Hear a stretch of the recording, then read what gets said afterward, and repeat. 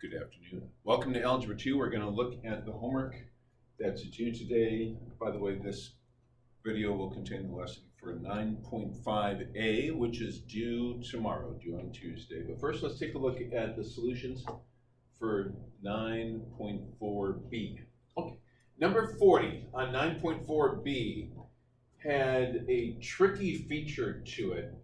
When you change the complex fraction into more of a straightforward division problem, top fraction divided by the bottom fraction, and then flip the second fraction to make it like this. I, in purple, shaded b minus a over a minus b and said, look, that's -1. Some of you might have been confused about that. In fact, that whole idea that x minus y divided by y minus x, or a minus b over b minus a, is always -1 can be proven.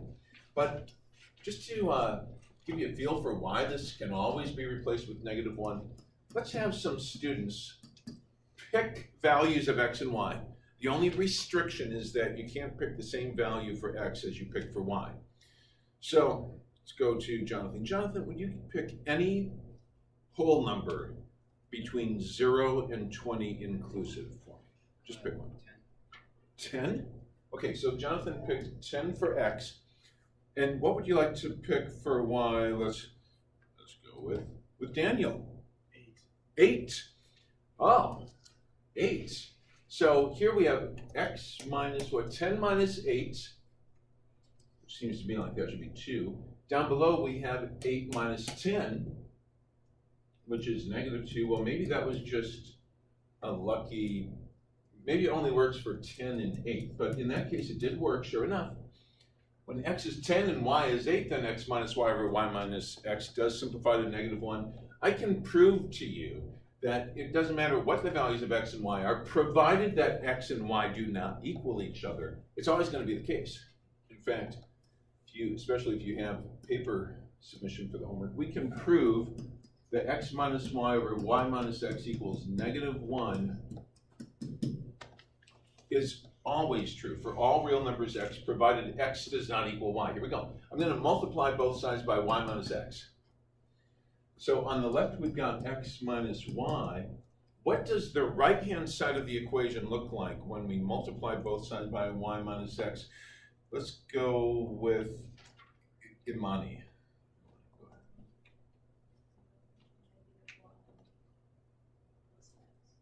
Yeah, if you distribute the -1 across this, you get exactly what you said, which is -y plus x.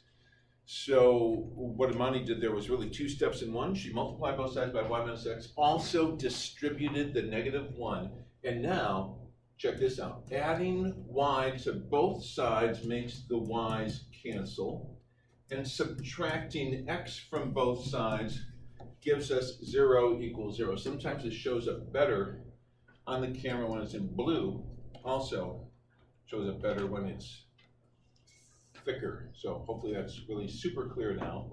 The thicker, the better. Wait a second. Okay, so it's true. It doesn't matter what x and y's value are. Since 0 is always equal to 0, no matter what the values of x and y, we always get a true statement. So that means that on problem 40 from the homework,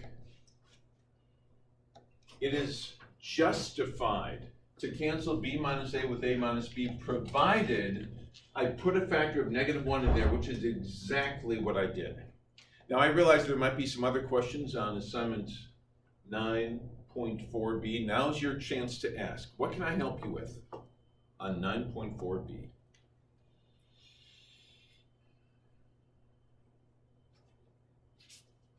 Alright, well, looks like we're good to go.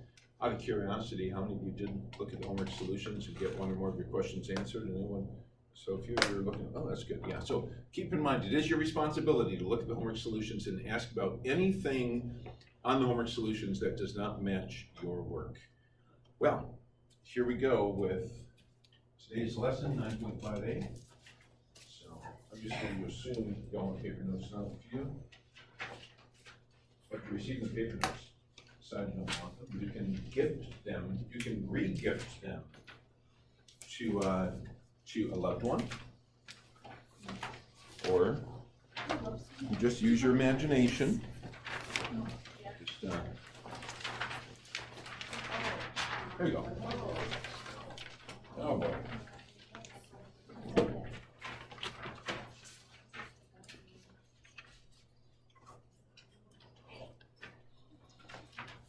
Okay, what's going on here? Today we are adding and subtracting rational expressions. So let's begin.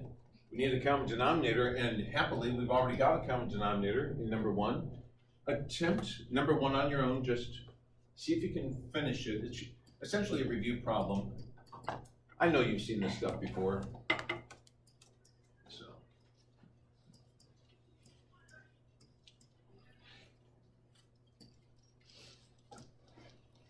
If you have a common denominator, then just combine like terms in the numerators. And when you reduce the fraction 3/9, you get a third. So we're talking x over 3 with restrictions none. Wait, wouldn't 0 be a restriction? Well, actually, if there had been a variable in the denominator of the original problem, then 0 would be a restriction. However, the only x's I see are in the numerator, and it's okay for the 0 to be found over the fraction bar. The problem is when you have a 0 undefined. Then the fraction is undefined. That poem is not mine. I have to give credit where credit's due. That came from a poem published in a magazine entitled The Mathematics Teacher back in the 80s. The 1980s, by the way. Not the 2080s. So what do you think? I got off the time machine.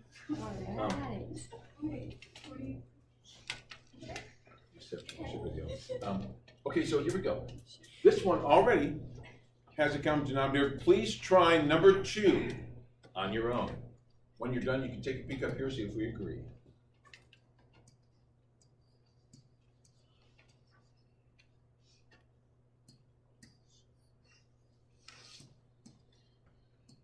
Alrighty. This time we do have restrictions. 2 of them, x may not equal 0, y may not equal 0. Do you have any questions on example 2? All right, let's keep going. And, something terrible has happened. It's fixed. And now in example 3, once again, we start with a common denominator. So, our job is to simply combine like terms in the numerators. So, we're all taken care of downstairs. Just write the common denominator, just like I'm doing. In case you're not sure how to do it, just watch me. Now, when you combine like terms in the numerator, with what binomial do you end up? Owen. 9y minus 3. 9y minus 3 is correct. Now, notice that you can factor a 3 out of the numerator. It's always good to factor, even if you anticipate nothing will cancel. You could be surprised. We have a difference of, well, it's a difference down below, but it's not a difference of squares. 5 is not a perfect square.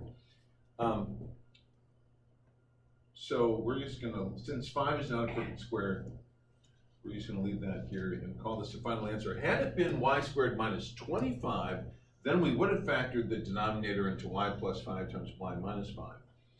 But here we're gonna have to work a little bit to get our restrictions. I'm gonna take the original denominator, which is y squared minus 5, and declare that it may not equal 0. We'll have to work a little bit on this. That'll be our OE, our originally, it's not an equation because there's no equal sign. So OI, the original inequality, OI. And if you add 5 to both sides, and what is the code that enables me to write y does not equal plus or minus the square root of 5? What code justifies this move, or at least documents the justification? Raise your hand if you agree. Bethany, way to go. DSR, which stands for the definition of square roots, which you use whenever. It's an if-then statement. If a variable squared is a number, then the variable is plus or minus the square root of the number. Therefore, there are two restrictions. Y may not equal the square root of 5. The second restriction is that y does not equal negative square root of 5. Any questions on example 3? Yes, Thomas. Sorry, could you explain again how you know it's square root of 5? Plus or minus 5. Well, first of all, I took the original denominator and declared that its value may not be equal to 0, otherwise we'd have that division by 0 problem. And now I want to solve for y. I can add 5 to both sides. We okay with that? All right.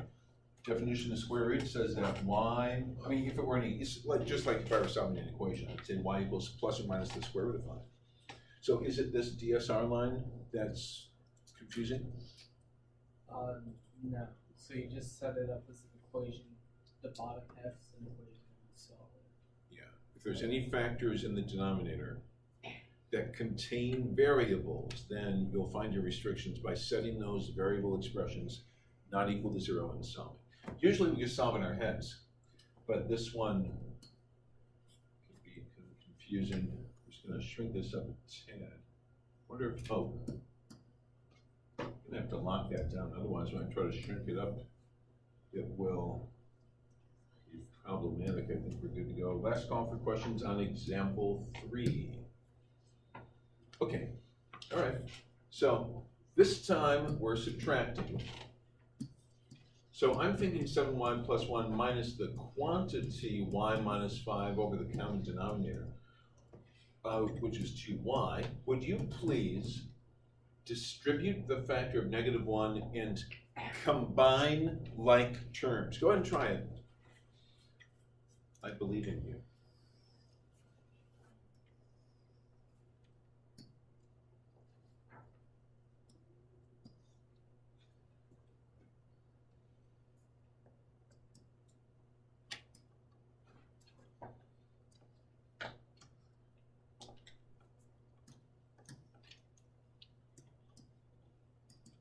Okay, when you distributed the negative sign and combined like terms, you hopefully came up with 6y plus 6 all over 2y. And a lot of students will stop there. However, when you factor out the 6, leaving y plus 1 in parentheses, we have an opportunity to reduce the fraction 6/2. So if you want to write your final answer as 3 times the quantity y plus 1 all over y, or if you want to write it as 3y plus 3 over y, either one of those is fine. Just don't cancel the y's. That's my friendly advice to you. It's going to be tempting. Doesn't it seem tempting to cancel those y's out? Oh man. Any questions on this one? Why can't you cancel out the y? Well, let's see. If you had y plus 1 over y and you canceled the y's, Answer is 1. then the answer would be 1, right? Okay. So y plus 1 over y, if you cancel the y's, you get 1. Now, it's actually not equal. That's illegitimate because think of it. What if y is 10? Is 10 plus 1 is 11 over 10? This is replacing both y's with 10. Is 11 over 10 really equal to 1? No, it's not. So something's wrong. What's wrong is that someone illegitimately canceled the y's here.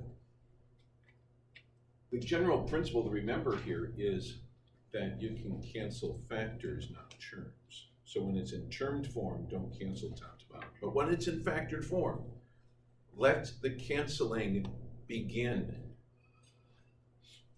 Further questions or comments on that?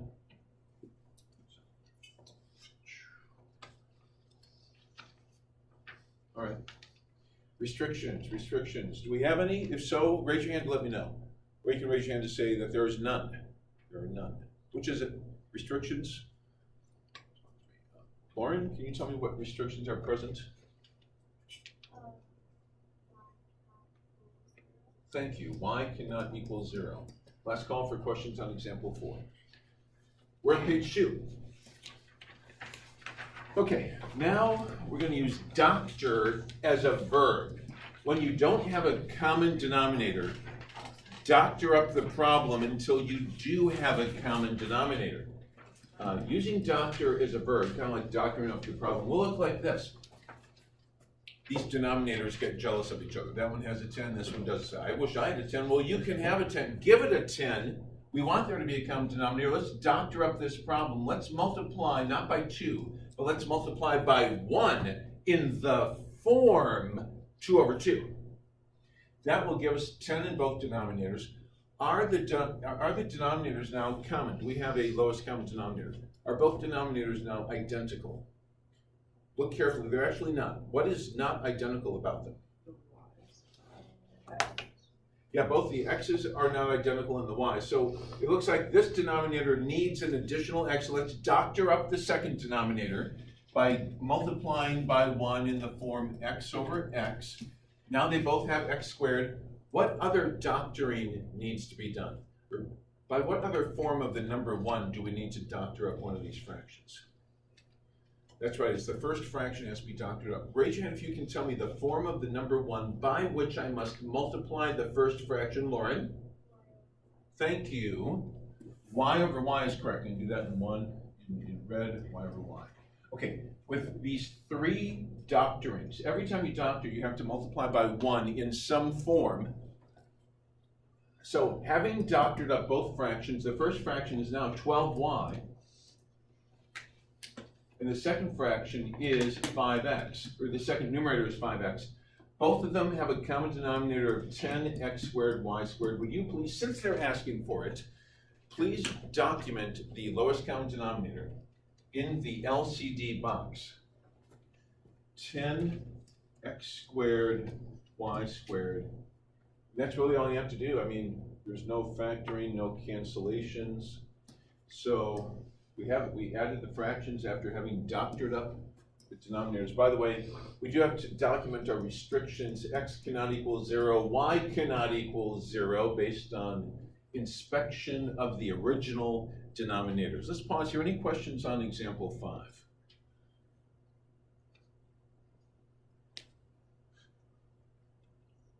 No?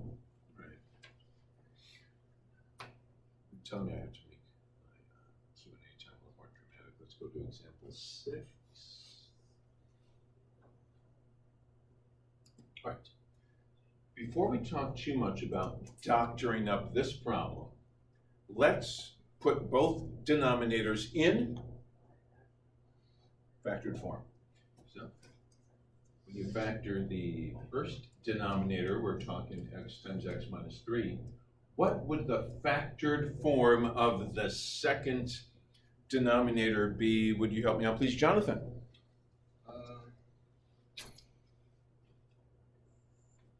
So the factored form. You're taking notes on paper. Yeah. Yes, we're going to close the service. Yeah, the factored form is what again?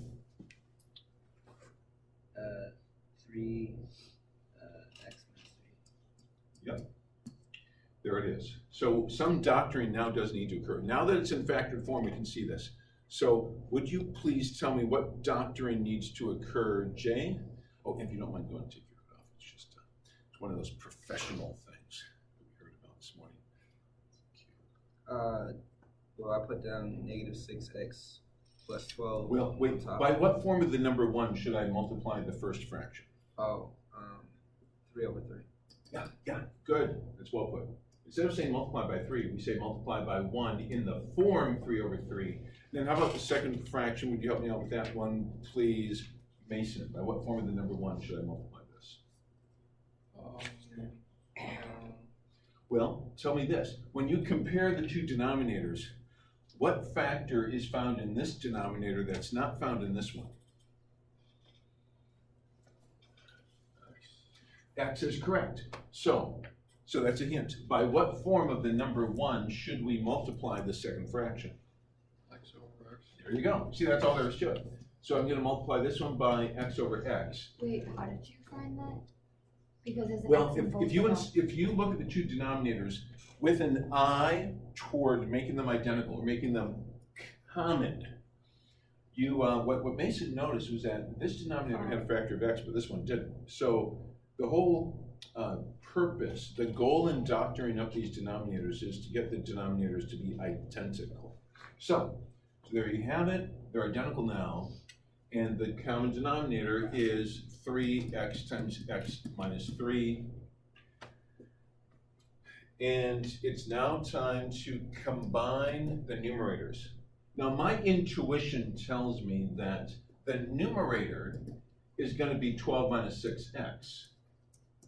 And the denominator will be the common denominator of 3x times x minus 3. But we're not done yet, because I can factor a 6 out of the numerator. So help me out with this, please. Anna, what's left in parentheses when you factor a 6 out of the numerator? 2 minus x. Thank you, 2 minus x is correct.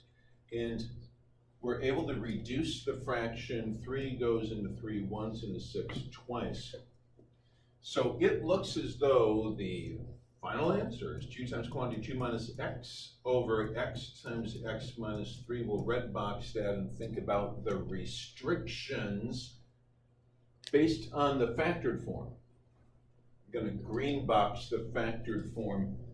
Inspect the denominators here, and you'll see that x cannot equal 0. There's one more restriction. Who thinks they know the second final restriction we need to add to the box? Based on the green box equation, yeah, Lauren, go ahead. That's correct. X cannot equal 3. Any questions on example 6? Where are we here? Okay, let's move on. 2 more example 7. Wow. Okay. Take a few moments to factor both denominators. Try your best. Nice review of factoring. I'm just going to tour the room to see what factorizations emerge.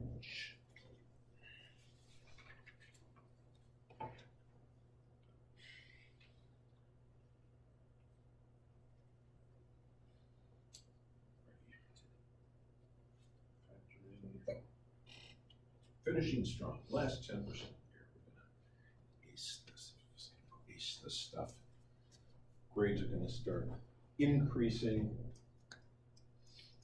The factorization, difference of squares, I've got it displayed here. When you're ready, you can look. Let's talk doctoring. First of all, does any doctoring need to occur? Maybe they're already identical denominators. What say you, Sophia? Are they identical? No. So by what form of the number 1 should I multiply the first fraction? Sophia? X plus 1 plus 1. Yeah, this one's longing for an x plus 1. Doesn't have it, so let's give it what it wants. X plus 1 over x plus 1. Now they both have an x plus 1. The second one has to be doctored up also. By what form of the number 1 should I multiply the second fraction? Let's go to Andrew on this one. Andrew. X minus 5.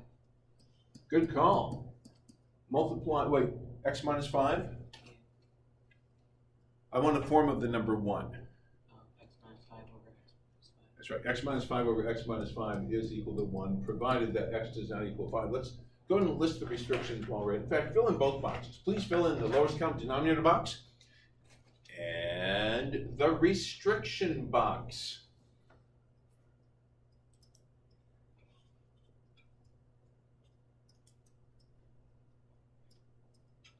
I found 3 restrictions. Then we just copy down the lowest common denominator that we've formed through doctoring. Okay, x not equal to -1, 5, -5. Lowest common denominator is copied down. So now we're going to combine the numerators over the common denominator. Distributing the 4 gives us 4x plus 4. Distributing the 6 gives us 6x minus 30. And it's time to combine like terms. If I call your name, when I call your name, okay, let's say if I call your name, please tell me what you get when you combine like terms. Talk to me, please. Go ahead. Alana.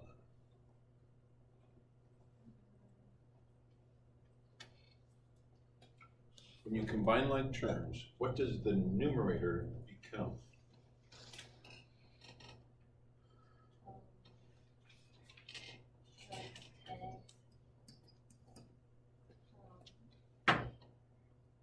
Minus 26. 10x minus 26 is correct. And sure, I could factor a 2 out of that, but it's not going to change anything. I mean, I'm going to factor out the 2 just because it's a good discipline. 5x minus 13 is left in parentheses, but it doesn't do anything for us, so I would accept both forms of the answer. I'll red box this one. We're done with number. Wait, on the test, will you like take off points if you don't do that final one? Or no? Well, only if it's consequential. So the question is, for those of you who didn't hear that, the question is, if you do not factor out the 2 in a problem like this, will you get points on? Well, if there had been a 5x minus 13 downstairs, then you would have been responsible for factoring and canceling. But in this case, you would have been able to get away with this and receive full credit if you didn't do it. But since you never know for sure whether a common factor will surface, then it's always a good idea to go through that discipline. Our last example for today is number 8. And this one involves 2 doctorings. For the first one, I'm going to multiply by 1 in the form c plus 2 over c plus 2. That's for the second fraction. By what form of the number 1 shall I multiply the first fraction? So I'm going to go with, Owen, do you know? C minus 2, or just minus negative 1. So it's negative 1, negative 1. Right, well, hold on a second. I'm looking for a form of the number 1. So far you've said c minus 2, which is not necessarily equal to 1. C minus 2 over C minus 2. You did it correctly. There it is. Now it's doctored up. We have a common denominator. Let's record this. C minus 2 times C plus 2 is the lowest common denominator. Restrictions are C does not equal, and that's weird. So my software is glitching a little bit, but that's because I haven't saved for a while. So now that it's saved, I should have no problem writing C does not equal 2, C does not equal negative 2. C is defined as a real variable. I'm going to distribute the 2C. When I distribute the 2C across to each term in the binomial, I get 2C squared minus 4C. Now, do me a favor, change the subtraction to, this is a nice little move here that saves time, make it plus negative. So instead of minus 3C, make it plus negative 3C. Now I can distribute the negative 3C to get negative 3C squared minus 6C over the common denominator C minus 2C plus 2. All right, too many colors, back to blue. Okay, we need to combine like terms. And it appears that when you combine the C squareds, 2 minus 3 is negative C squared, negative 4 minus 6 is negative 10C over C minus 2C plus 2. I don't think it's going to help to factor out the C upstairs, but never know for sure until we do it. So factor out a negative C, leaving C plus 10 in parentheses, C minus 2C plus 2. I think that's as far as we need to go. So we're going to call that a lesson. The homework is assignment 9.58. C cannot equal 0. No. And, well, actually, see, it's okay for C to equal 0. Because, again, we focus on the denominators. Numerators can be zeros, just the denominators that cannot equal 0. So thanks for caring about restrictions. So that's it. You got a couple of minutes to hang out. Enjoy the rest of your afternoon.